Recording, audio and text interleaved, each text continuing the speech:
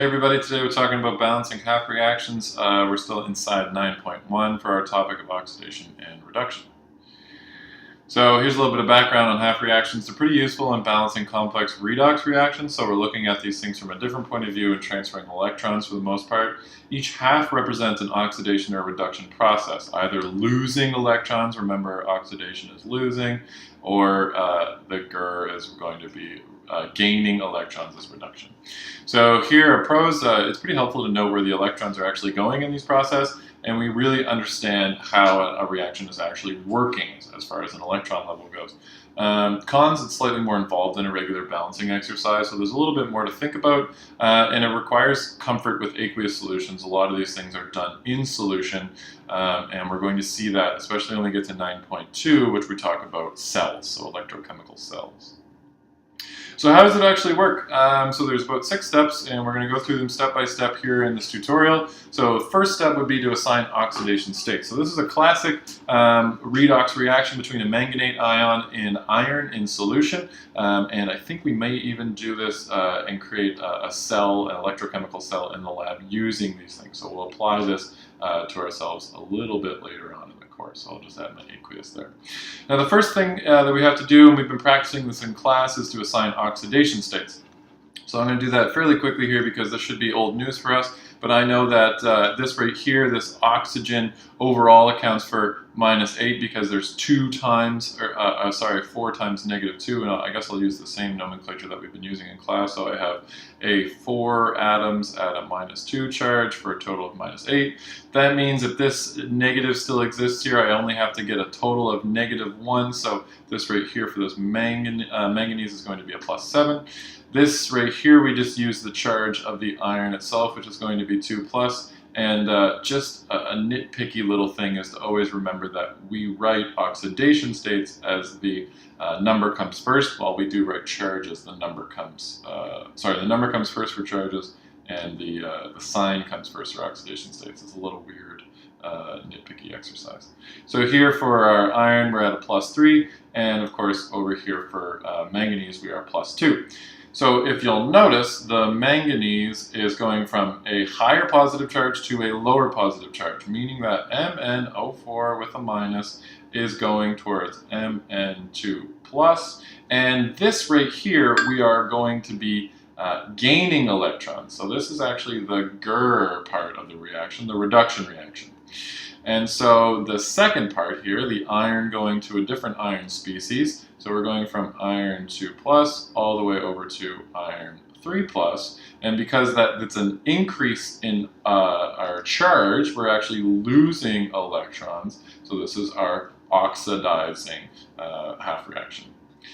And so what I meant there by half reaction, I'll actually show you, and we kind of just did that deduction, but here we'll actually state what those really were. So my oxidation section of this reaction was my iron going from 2+ to 3+, and my reduction reaction was going from MnO4- to Mn2+. Okay, so really identifying which is oxidized and which is reduced, really we just kind of write these reactions saying, okay, this species went from one charge to a different charge, and we're kind of interested in, are you losing or gaining electrons? Now here, I'm kind of ahead of myself, write the half reactions. We've done that on the last slide, so I'm going to start through this process by just looking at my oxidized section. So oxidized reaction or oxidation reaction, and that's where I'm going from iron 2+ to iron 3+. Now, there's a couple of rules here when we talk about balancing all atoms first. So we do have the same number of irons on both sides. I have a 1 here and I have a 1 here, so that's fantastic. We don't balance oxygens and hydrogens in this because there's no oxygens and or hydrogens, so we're done at this point. Now we'll move over to the reduction or reduced side of things, if we want to put it that way. So one's oxidized, one's reduced. And here we go from MnO4 minus to Mn2 plus. Now here's where we actually have to do a little bit of work. So the manganese itself is balanced. There's one on each side. What we're interested in here is that I have 4 oxygens and I have a deficit of oxygens on the other side. So as it says in the notes here, balance oxygens with water. So here I'll actually add the same number of oxygens. I need to add the same number of water. So over here I'm going to add 4 H2Os. Of course these are liquids, and I should have put my states on here. Just a reminder to always put your states on there so that way you can follow these things along. Now from here you'll notice on the left hand side that I have a deficit of hydrogen atoms, right? So what we can do to balance hydrogens is we can add H pluses. So here I have 4 times 2 hydrogens, meaning that I'll need to add 8 H pluses to the other side. Now this in itself is going to be an atom-balanced half reaction. So to balance the half reactions, but we also need to add the number of electrons lost is equal to the number gained. So if we take a look, we are going to have Fe2 plus moving to Fe3 plus, which is all well and good, but we have a different charge here. And remember that, you know, just like atoms, electrons are matter, and matter can't be created or destroyed. So we have to account for some type of loss here. Now on the right-hand side, this is going to be giving me up a free electron by itself. So if I look at the charges here, this is 2 plus, and over on the right-hand side I have a 3 plus, but plus that negative will give me an overall charge of 2 plus. Ideally you want the charges to be the same on the right as on the left. And you'll notice with your LEO, right, so you're oxidizing, you're losing electrons. The species on the left will not have any electrons in its equation, and the species on the right will usually have the electrons there. If you're losing electrons, it's shown as a product. Now here with our MnO4 side of things, so we're dealing with the manganate ion, and so that was already balanced from the last bit of this exercise, and we have that with 4 H2Os as well. Looking at this right now, I see that water by itself does not have a charge. It's pretty happy. It's a 0 charge. And I have a 2 plus on this side. Overall here, though, on the left-hand side, I have a charge of 7 plus. Right? So in order to account for that, I have 7 here and 2 here. That means I have to add an extra 5 electrons to this. One thing that might note from an organizational standpoint is that you'll be adding things to either side of your equations. So wherever you're doing this work, make sure that you give yourself some space on the left-hand side and the right-hand side to add these things. Now again, just to summarize this is the GER reaction. We're gaining electrons, and when we gain electrons, we see that in the reactant side of things. So I'm gaining 5 electrons into this manganese, so that way I can be reduced, right? So remember that, that we're actually looking for this here. Now, the issue arises here, though, is that we have to ensure that the same number of electrons are lost and the same number of electrons are gained.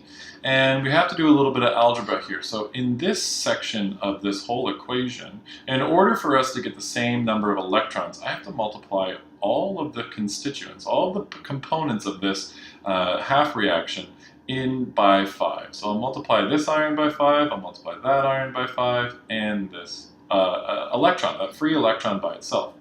So what we end up doing here, after we cross this out, because we know we're changing over into something that'll be all multiplied by 5, we're dealing with something that'll actually have, and pardon me for that little mess up, we're going to have something that will look like this. So we'll have Fe2 plus, but remember that we'll have 5 of them. And we're going to be creating something with 5 irons on the other side with a 3 plus, and then finally we'll have 5 electrons. And what you'll notice with the electrons is that they should be able to cancel out. Okay?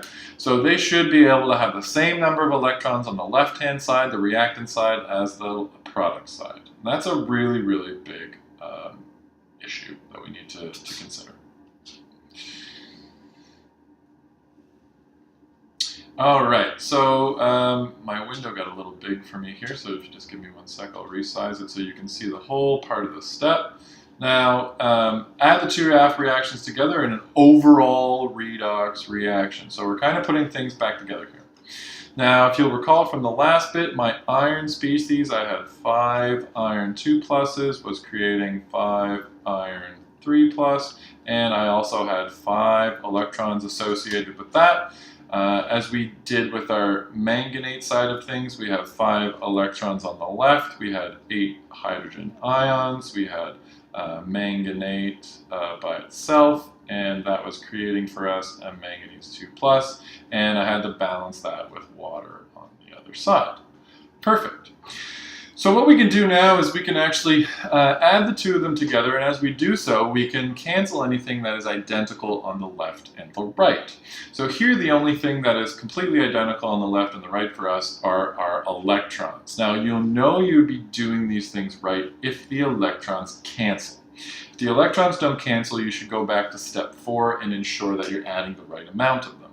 Now what we do is we rewrite everything that's on the left-hand side.